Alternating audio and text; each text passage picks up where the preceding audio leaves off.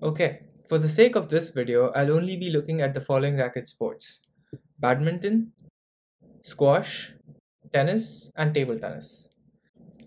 One thing that I would like to clarify beforehand is that when I say something is less complicated, I don't necessarily mean that it's also simple. For example, running a 100-meter race in under 11 seconds is very difficult, but speaking strictly from an algorithmic point of view, you just have to run straight. Hopefully, as we progress through the video, what I mean by complicated becomes clearer. Let's begin with what I think is the least complicated: badminton. One of the main reasons why I think badminton comes first on the list is because of the shuttle. In many ways, the movement of the shuttle is very unidimensional. There is no rotation as such.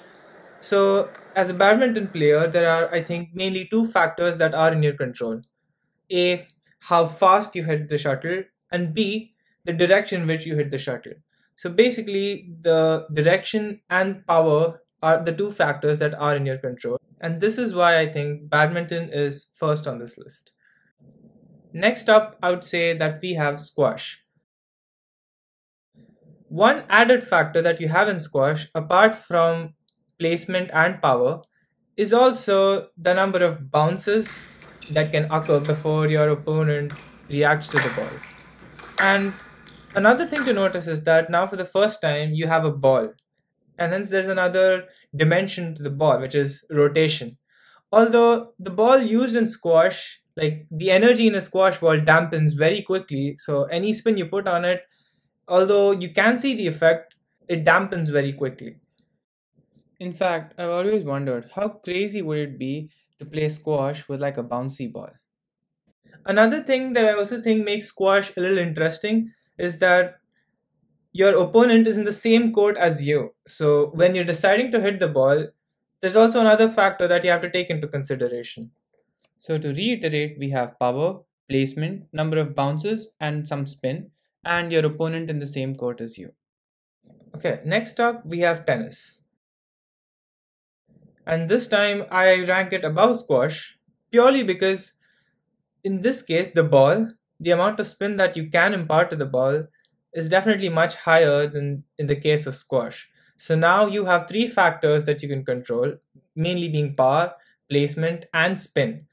In fact, the average RPM for a tennis ball in a match is around 2500 RPM, which is definitely, an order of magnitude greater than that in squash. And this definitely makes a difference because now you can clearly see the trajectory of the ball changing after it bounces on the surface. So to reiterate, in tennis, we have power, placement, and spin affecting the trajectory of the ball, which tennis fans could tell you more about. And finally, we come to table tennis. And now, for the first time, until the racket sports that we've covered so far, in table tennis, we have a racket that has a surface and not a net. And this surface has a high coefficient of friction, and this in turn leads to one of the main aspects of table tennis, which is spin. On an average, the RPM in a table tennis game reaches up to 8000 RPM, which is, I think, more than twice that in tennis. So now, not only do you have power, placement, but I think the amount of spin involved and the size of the ball also crucially gets another factor into play, that is the Magnus effect. And I won't go into a lot of detail, but what this basically means is that not only do you see a change in the trajectory of the ball after it has bounced because of the spin, you can also see a change in the trajectory of the ball while it is still in the air because of this effect. Let's take a look at a video by Veritasium where this effect is demonstrated. Without any spin, the ball almost falls in kind of a straight line. But when just a little bit of spin is added to the ball, you can see that the trajectory of the ball changes wildly. Pretty cool. In fact, this can lead to some crazy looking points like this. Hat sich mittlerweile umgestellt, wesentlich härter die ersten Bälle gespielt. Dadurch konnte er den 1:3 Satzrückstand wieder aufholen. Und ein fantastisch. Another added complexity is that now the court itself is at a height And this in turn can also lead to a shot that in table tennis is known as an around the net roller. Let's take a look at two such points.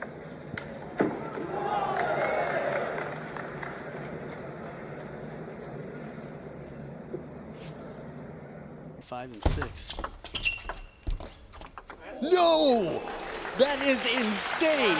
Even at the biggest smile I've ever seen from Fan Zhendong, and well-deserved. Look at this under the net clamp roller on the table! With all this being said, is it a good thing if a sport is complicated? Maybe not. I mean, if it's too simple, even then not many people would like to play the sport because it would get boring. And even if it's too complicated, not many people would like to play it because it would take them a long time to get to a point where it's fun. And in the case of table tennis, while it's a lot of fun to play personally, I'm not sure it's a very spectator-friendly sport. Mainly because it's very difficult to just see and understand what's going on if you've never played it before. And points get over really fast in table tennis. In fact, the count of the average number of rallies decreases going from badminton to table tennis. The size of the court is much smaller, and because players have to navigate this complicatedness, they have less time to do so and come upon an effective decision, and this in turn leads to most points getting over by the fifth ball.